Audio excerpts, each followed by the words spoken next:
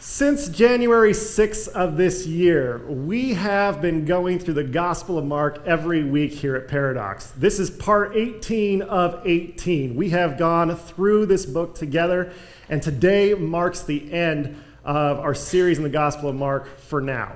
We'll probably study it again later, but for now, this is the end of this series. We've gone through Epiphany, and then Lent, and then now the season of Easter.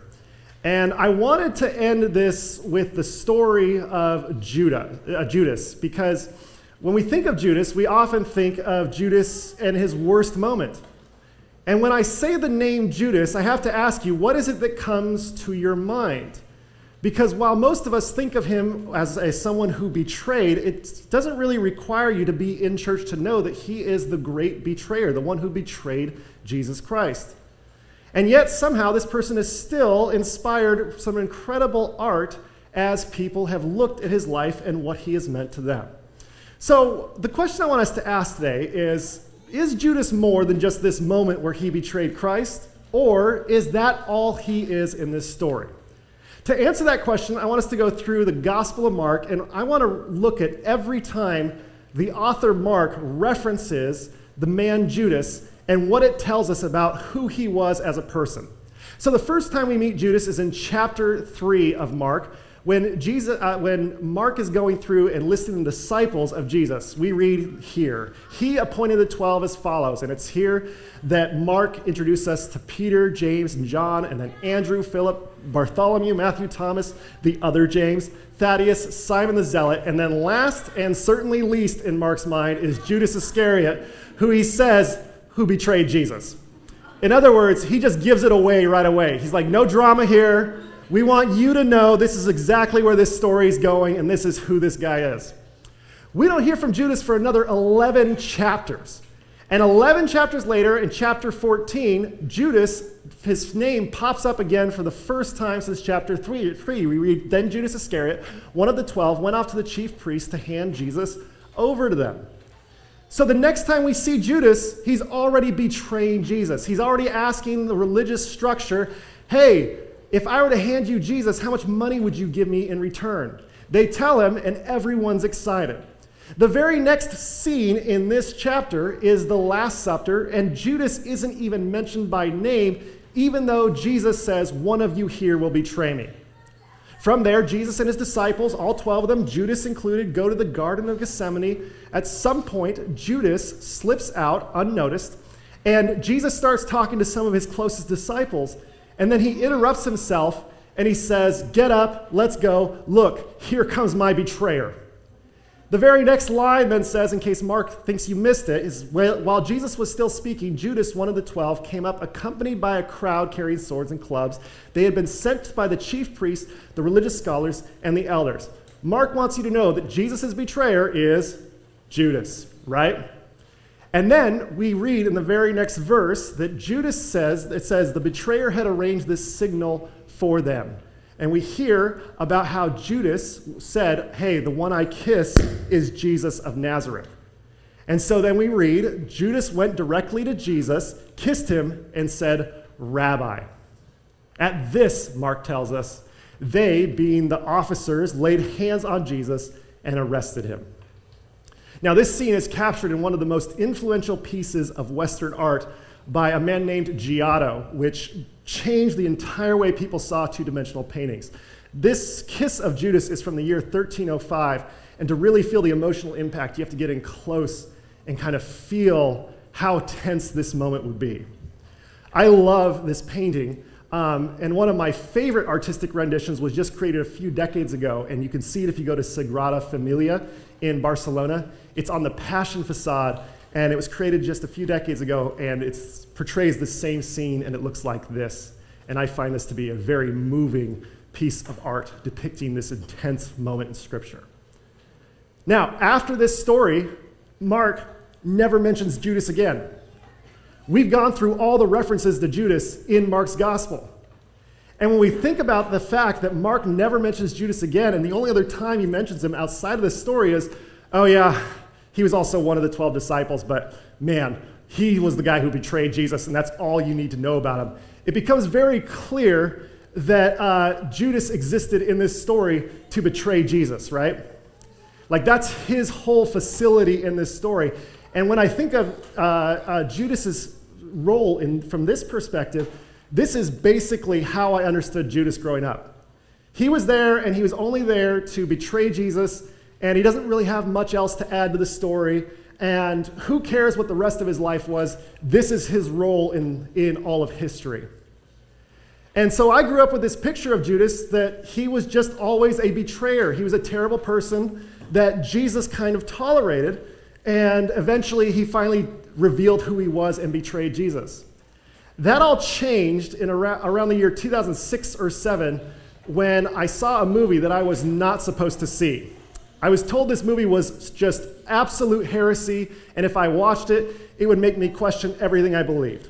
The movie I'm talking about is called The Last Temptation of Christ by Martin Scorsese. How many of you have seen this movie? Wow. Is it just, okay, we got 3 people, 4 people. Okay, yeah. They're like, that looks vaguely familiar. It came out in 1988, which was a lifetime ago, right? So long ago that Hollywood hadn't yet had the social awareness that maybe we shouldn't cast white people in Middle Eastern roles. So they obviously cast some very white people, and Judas has a red head of hair on him for some reason. But this film opens with Judas and Jesus like playing together. And the whole premise of the film is, what if Jesus had just as much doubt as the rest of us because he was, fully human? How would Jesus operate then, and what would a gospel look like from that perspective? Obviously, a lot of artistic license is taken, and one of the biggest artistic licenses is they portray that Jesus is closest to his disciple Judas and not Peter. And I remember sitting there watching this movie 20 years after it came out, and about 20 years ago now, and thinking to myself, what? They were friends? This is heresy. I can't imagine Jesus and Judas being friends at all. But what's interesting about that is, if we're talking about a betrayal, if Jesus and Judas weren't close, then would it be a betrayal at all? Like, if they just kind of tolerated each other, would it really be a betrayal, or would it just be Judas is a bad guy? And so this film really challenged the way I thought about this relationship, because Jesus and Judas spent a lot of time together. They traveled together, and it's fair to say that they were really close. They were good friends. They could have even been the best of friends. It's possible he was closest to Judas, even though the Bible doesn't record that, right? And I point this out not to say that the Bible's wrong or we can't trust it. I point it out because if we're really talking about betrayal, then we have to talk about that this story here was heartbreaking for Jesus, right? It's heartbreaking for him to be betrayed by one of his closest friends. And Mark, as he writes his gospel, picks up on this. And Mark was not one of Jesus' 12 disciples, but he was a disciple of the disciple Peter. And he probably heard from Peter his whole life about how terrible Judas was, and how Judas was a waste of space, and how Judas ruined their plans, and how Judas ruined the party, right? And so Mark just writes down like, oh, here's Judas. Yes, I have to put him in the story. I don't want to talk about him, but he's the guy that betrayed Jesus. You don't need to know anything else about him. For me, when I read Mark's story, Mark here is unwilling to forgive Judas. And so I want to take a moment here, and if you've ever come to church and heard the pastor say, well, you need to learn how to love your enemies, and you thought, well, it's really hard to do that. People who wrote the Bible had a hard time doing this as well, my friends. So you're in pretty good company. You can give yourself a little bit of grace here. But Mark did not want to forgive Judas. That's what I get when I read Mark's story, right? And as I look at this whole story and how it was taught to me of Judas betraying Jesus and what the value was that church leaders would bring up time and time again, it was a lesson that was something like this. In your life, don't become friends with a Judas. That's the whole point, right? Like, choose your friends wisely, pick the right friends, because if you pick the wrong one, well, you might be betrayed by a kiss one day. For me, this is a reduction of the story, because betrayal is not limited to one time in history or one relationship in our lives, right? Betrayal, instead, is a universal experience. For me, I define a betrayal as this. A betrayal occurs every time we trust something or someone to be good, but then that same thing or same one becomes the source of immeasurable pain. Well, how many of us have had that experience? Well, pretty much everyone here, right? So the question doesn't become like, well, how bad was Judas? The question is, who or what has betrayed you? And how do we live after a terrible betrayal? How do we live after we trust something and we love it and it ends up betraying us? How do we act as Christians when things start to really hurt? Now, to talk about this, I want to tell you a few stories. One story takes us back about 25 years ago. I was in 6th or 7th grade, and my friends and I had this tradition where we would go to church on Saturday morning, we'd go out to eat at Claim Jumper, and then we'd go to Cope Middle School and play roller hockey. And we had the best time playing roller hockey, but there was this pattern that I started noticing that we would play roller hockey for about 45 minutes, and then I would have the worst stomach cramps and need a bathroom something fierce. You know what I'm talking about? And as I was in agony, I remember shaking my fist at the heavens and asking, why is this happening to me, right? And while it took me longer to realize what was happening than it should, I started reflecting on my life choices prior to playing roller hockey, and I thought, oh, maybe it's because I got a cheddar potato soup sourdough bowl right before we played hockey, and maybe this has something to do with me not feeling great, right? Now, you can go on Claim Jumper's website. I found out they actually reduced the amount of fat they put in this, but back in my day, you have to go back to the old school website, and you can find that the total calories is 1,435. Oh, this isn't counting the sourdough bread bowl I got with it, by the way. 50 grams of saturated fat. You're supposed to have 20 per day. I'd eat this on Saturday. I was good till Monday lunch, my friends. Just a massive amount of cholesterol. And as I'm thinking back, why is this happening to me? I had this epiphany. It's like, oh, this is entirely preventable. Maybe I shouldn't have the sourdough bowl of potato cheddar soup before I go play roller hockey, right? And while this is a silly example with not a whole lot of suffering, this all of a sudden starts to come into focus when we ask some bigger, tougher questions, which is what happens when someone smokes their whole life and they contract lung cancer? Well, when that happens, I've found that people very rarely ask the question, why is this happening to them or why is this happening to me? Because they know. They know why it's happening to them. And why I point this out is because there's two kinds of suffering we need to pay attention to. This is preventable suffering, right? It's understandable. We can get our head around it. But then there's other kind of suffering that is a lot more difficult for us to understand. That suffering happens when we talk about parents who have adult children and an adult child severs ties with their family, right? This is really hard for parents to go through, and it's called estrangement, and it happens way more often than people think. Now, as an adult child says to their parent, I don't want you in my life anymore, the parents obviously ask the question, why is this happening to us? Now, assuming there's not some egregious story of abuse or neglect, most parents that I encounter that go through this are really good parents. And there's nothing that they can go back and look at and say like, oh, if I just would have changed that, this all would have been okay. No, this is unpreventable suffering.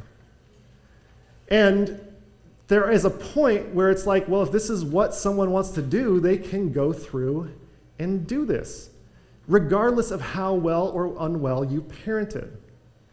So I point this out because we have this idea that when we suffer, we can ask the question why, and if we can just get an answer to why, it will erase our suffering. I have found that to not be true. Instead, I have found that we ask the question why when we suffer to help us distinguish between preventable and unpreventable suffering, right?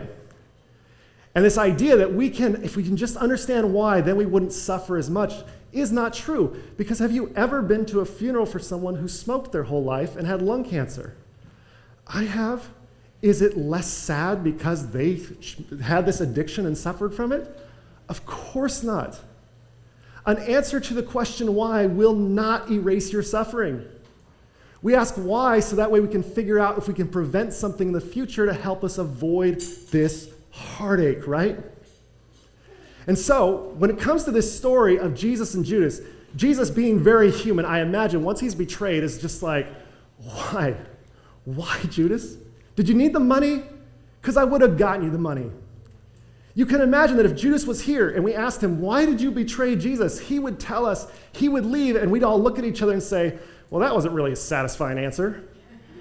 And I point this out because if we tell this story from Jesus' perspective, this is entirely unpreventable. And you may ask how I know it's unpreventable, and the answer is, you can't be a better friend than Jesus Christ. You can't be more concerned with the well-being of your friends than Jesus, right? You can't be more perfect. You can't be more in line with love. You can't be more selfless than Jesus Christ. There's nothing Jesus did to deserve this betrayal, right? And yet, Jesus, if he asks why, Judas might be able to give an answer and hem and haw, but everything he says won't really mitigate the suffering. It will also just point us back to the fact that this was all unpreventable suffering. Now, here's where things get really wild. Because if you consider this story from Jesus' perspective and this unpreventable suffering, what it teaches us as people who are trying to follow Jesus in 2024 is a rather stunning conclusion. If you follow Jesus, then you will experience betrayal. Can I get a hallelujah? This idea is true, but my friends, it does not help you build a megachurch. It doesn't help you because it sounds so hard and wrong and backwards. It doesn't sound like good news. And yet, the story of Jesus Christ says, you want to follow me? Oh, we're going to some dark places, my friend. Now, I think this is good news. And to share with you how I think it's good news, we need to talk about some big theological terms that have some simple concepts. We talked about it earlier in the service, but this theological concept of non-dual awareness or unitive consciousness has helped me a lot to understand what it means to follow Jesus straight into the heart of betrayal. While these are fancy theological terms, they basically just mean that everything is one or everything is connected. To illustrate this, I want to tell you a story that took place just a few years ago with my son, Bodhi. A few years ago as in last year, I just realized. November of last year, my son announced that he was going to be a Rams fan to a family of Broncos fans, which was very hard for me, but we got through it. We're doing our best. Everything's going to be okay. Anyways, Bodhi asked to go to his first Rams game, and we took him in November of last year to SoFi Stadium, and this kid loved every second of it once he got inside the stadium. On the way to the stadium, though, I was holding his hand. We were walking towards SoFi, and I noticed he was shaking. And I looked down. I said, you okay, man? He's like, yeah, I'm okay. We got closer to the stadium. He started shaking more. I said, are you okay, Bodhi? He's like, yeah.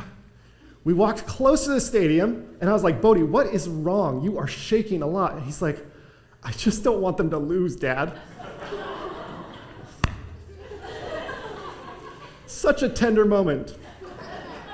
I ruined it by saying, welcome to sports, kid.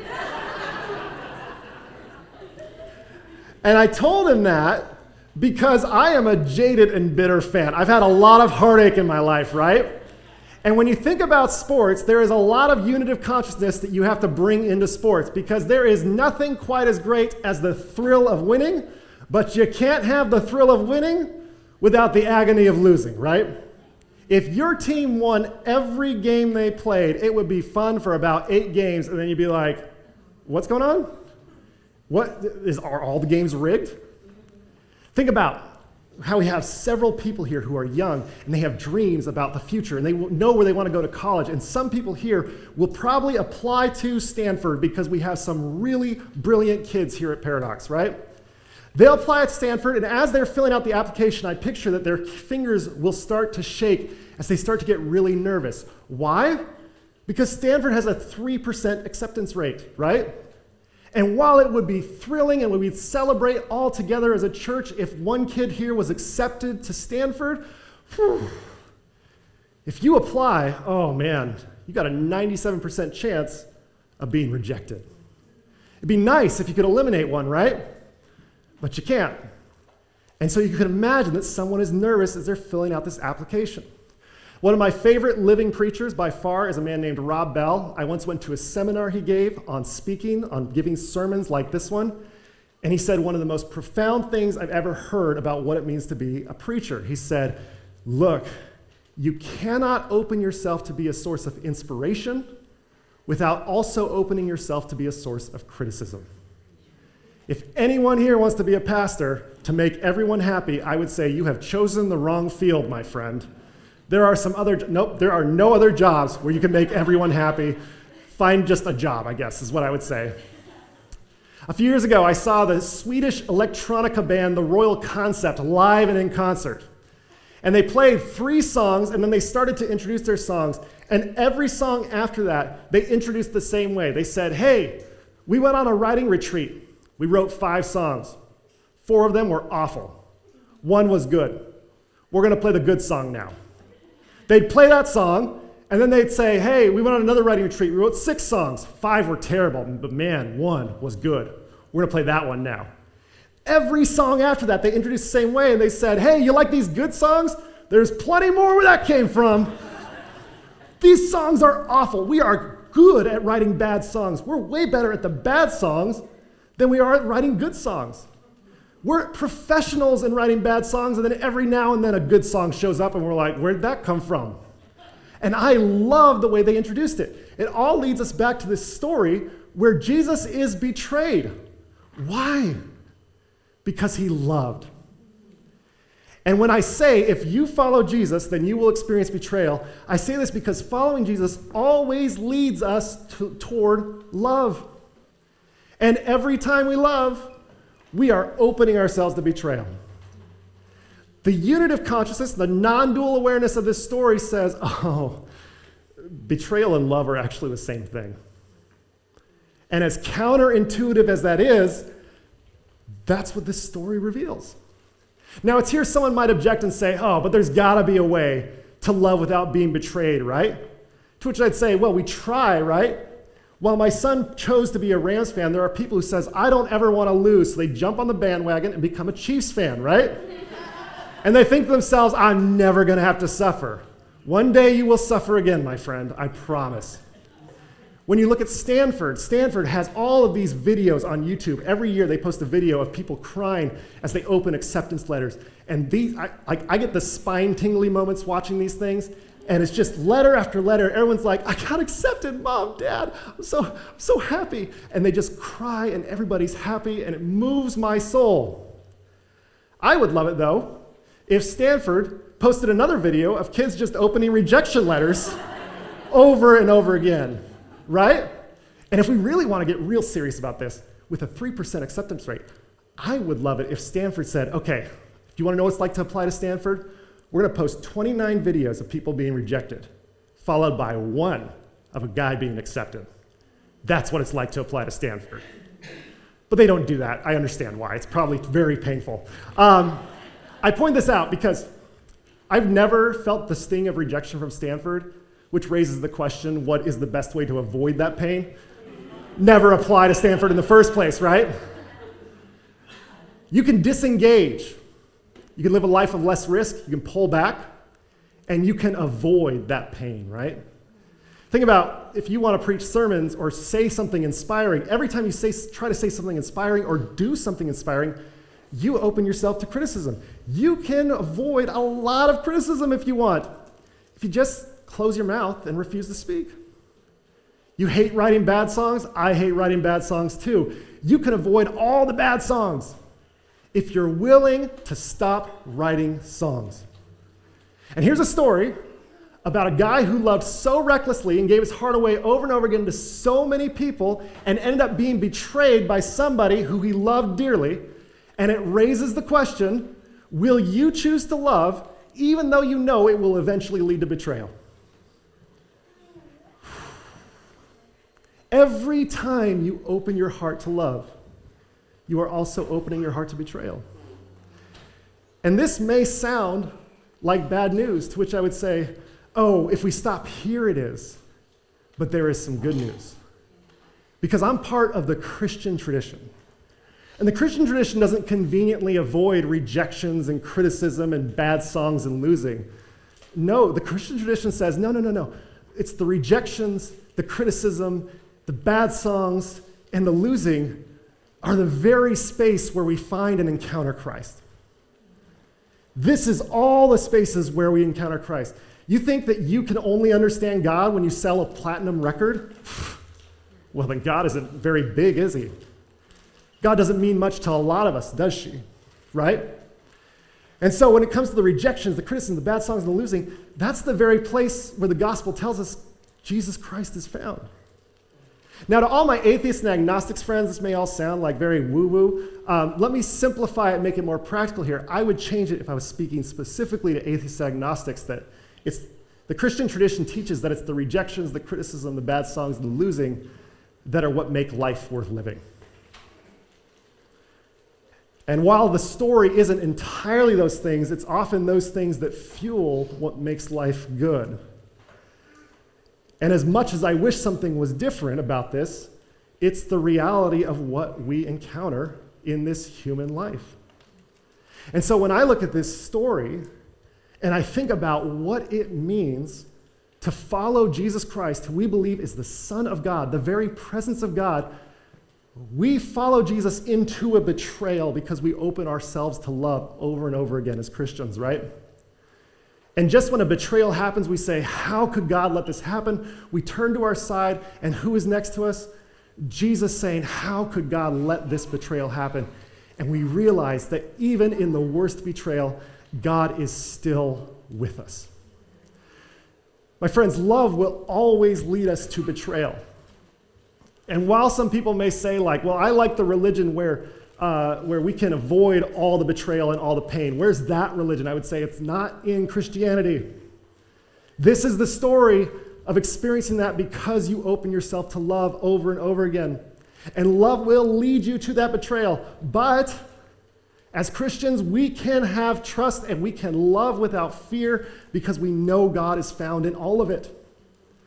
We know God is found in the heartache and the heart-soaring goodness of life, right? And we can trust that even though we will have our heart broken at some point, we will know that God can be found in the broken heart. I want to close by telling you two stories. One is we just recently, as we said earlier, went up Resurrection Mountain, and we took our annual group photo. And this year, Summer Silvestri, who was taking the picture, said, okay, everyone, make a silly face. And boy, did you all deliver. Look at Hannah and Jordan here. I mean, just magnificent. Johnny and Adeline also on top of their game. Noelle Fuller, just full-on pig nose. The gold medal might be going to Lacey over here. Nalita just is setting a great example as a mom for her two kids here.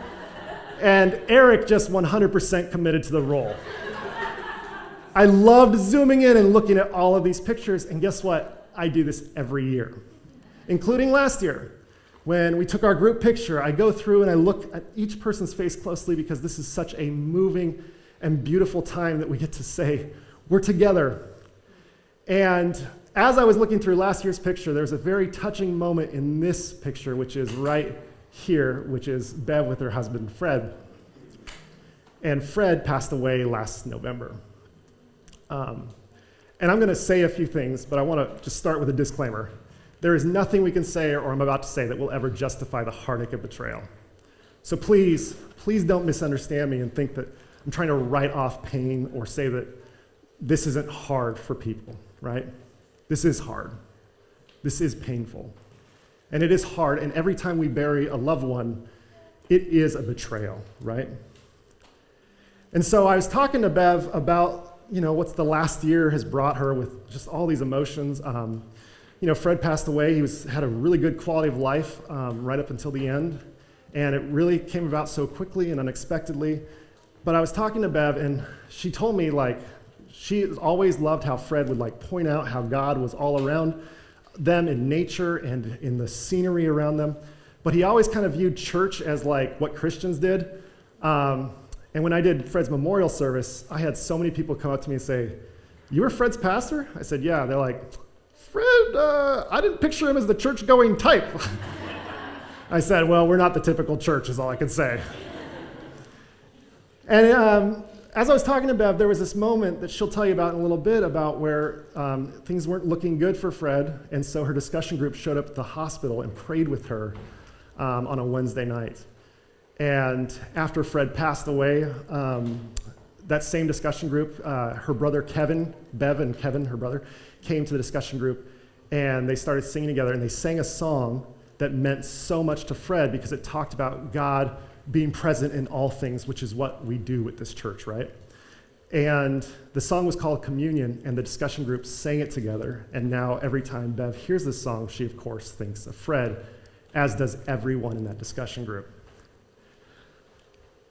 And I point this out because grieving is hard, but grieving is part of life. The injustice of grieving is when we end up grieving alone. And what I hope this church is for you is a church that can grieve with you so that you never feel like you have to face the betrayals you encounter in life as a lonely person. We may not say things perfectly. We may not respond to tragedies in the right way, but if we're trying and we're showing up and we're living in the betrayal with another, it's a hard thing to do, but that's what a church should be, right? And so when I think about this story and how we all go through these things in life where we will eventually be led from love into betrayal, I realize that as a community, we can't really prevent that, but what we can do and actively do is make sure that our friends, our family members, the people in this church, and the people outside this church are not grieving alone.